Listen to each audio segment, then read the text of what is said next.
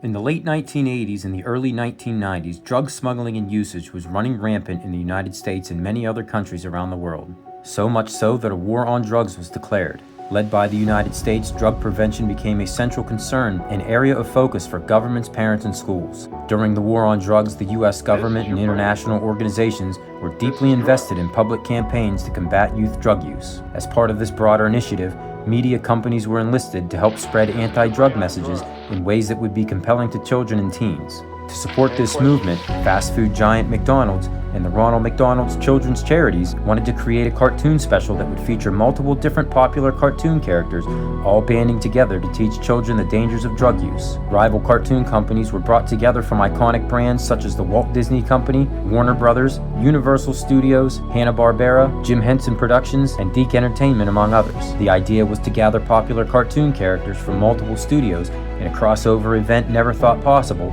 and use their influence to spread a powerful anti-drug message, with the hopes that children, seeing all of their favorite cartoon characters together, could relate to and would be influenced by the impact of the message that seeing these characters being all together would bring. All studios agreed to lend a character or characters such as Bugs Bunny and Daffy Duck from Warner Brothers, Winnie the Pooh and Tigger from the Walt Disney Company, Huey, Dewey and Louie from Disney's DuckTales, Alvin and the Chipmunks, Jim Henson's Muppet Babies, Slimer from the Real Ghostbusters, Jim Davis's Garfield, the Smurfs from Hanna-Barbera, Alf, and Michelangelo from the Teenage Mutant Ninja Turtles, with each character being voiced by their original voice actor aside from Bugs Bunny and Daffy Duck, featuring the voice acting talents of Frank Welker, Jim Cummings, Don Messick, and Lorenzo Music. With all the character licensing in place and the blessings of all the different studios, the project was given the green light. Having the Ronald McDonald Charities financially backing the project, the anti-drug PSA Cartoon All-Stars to the Rescue was born, aiming to educate children on the dangers of substance abuse in an accessible and entertaining way. It specifically targeted marijuana,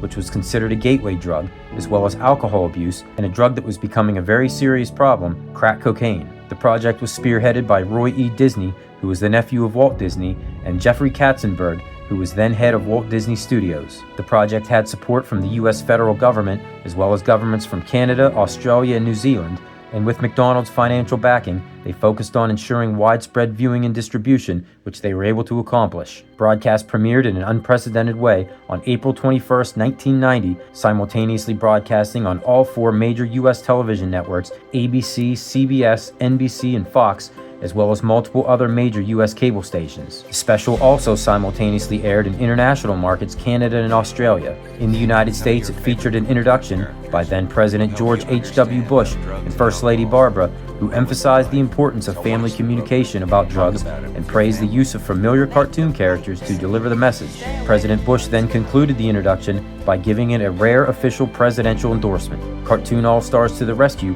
also aired in over 30 other countries around the world, often being introduced by the nation's leader or another top government official. The special included an original Emmy-winning song, Wonderful Ways to Say No, with music by Alan Menken and lyrics written by Howard Ashman, the legendary music duo behind Disney classics The Little Mermaid, Beauty and the Beast, and Aladdin. The PSA was released on VHS, with McDonald's restaurants giving away copies for free, and were also distributed to schools and libraries around the United States to be used as part of anti-drug teachings. The story centers around a young teen boy named Michael, a typical American teenager who starts experimenting with drugs after feeling pressure from his friends. The opening scene sees a person stealing a piggy bank off of a dresser in the bedroom of a young girl. The theft is witnessed by Papa Smurf, who appears out of a comic book with the other Smurfs, who then start alerting the other cartoon characters within various objects around the room. Garfield, who is Corey's lamp, becomes animated. Alvin and the Chipmunks pop out of a record album. Winnie the Pooh, Corey's favorite stuffed animal, comes to life.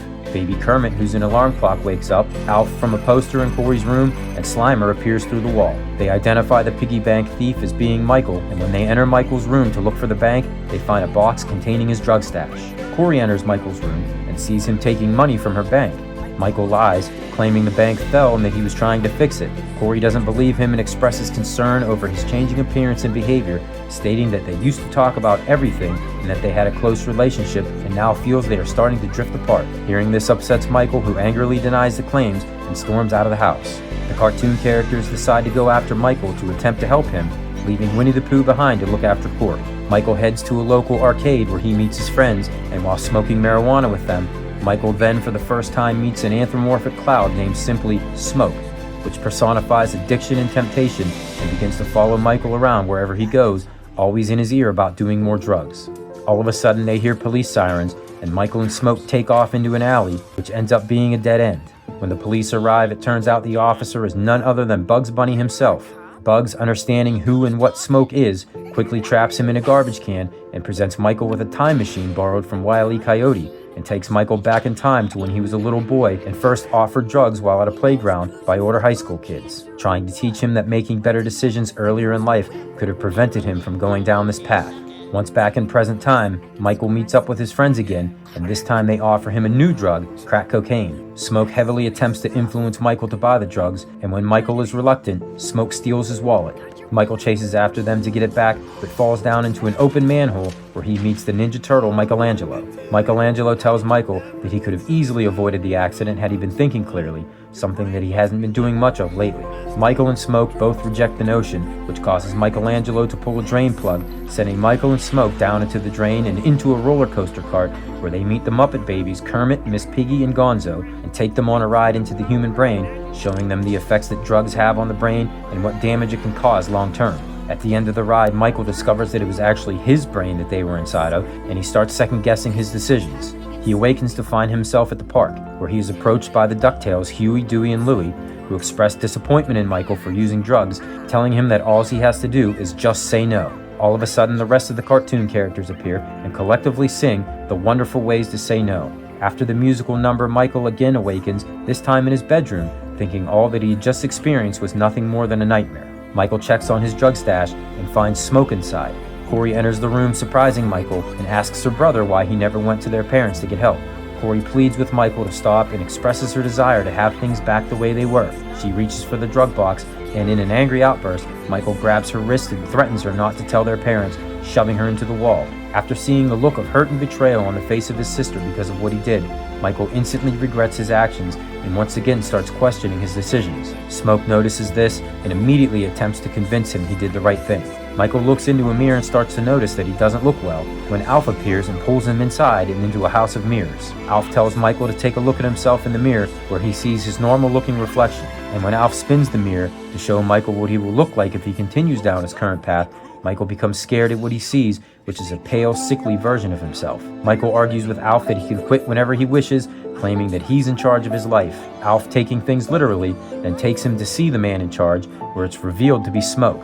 Back in the real world, Corey enters Michael's room to talk with her brother, and seeing that Michael isn't there and finding his drug box on the floor, she picks it up, and Smoke pounces at the opportunity, coming out from under the bed to manipulate Corey into trying the drugs. Winnie the Pooh immediately interjects, but Smoke grabs him and throws him into a cabinet, continuing to pressure Corey. We head back to Michael, who's escaped the House of Mirrors and is running through a twisted, dark, nightmare-like carnival trying to find the way out. Throughout his struggles of inner turmoil, which see him getting chased, falling down, and thrown about, Michael stumbles across a fortune-telling booth where Daffy Duck is inside dressed like a fortune teller and tells Michael that he will look into his future. They peer into a crystal ball and Michael is horrified, seeing an older version of himself who appears to be sick and dying after years of hard drug use. The rest of the characters appear and tell Michael that this is his future if he continues using drugs, but if he changes his ways now, he can prevent this fate.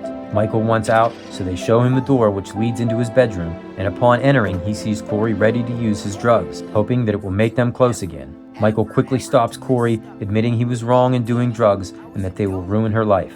Corey pleads for Michael to stop, but Smoke once again starts working on Michael, noticing that he is fighting back. Michael becomes fed up with Smoke's influence and throws him out the window into the back of a garbage truck.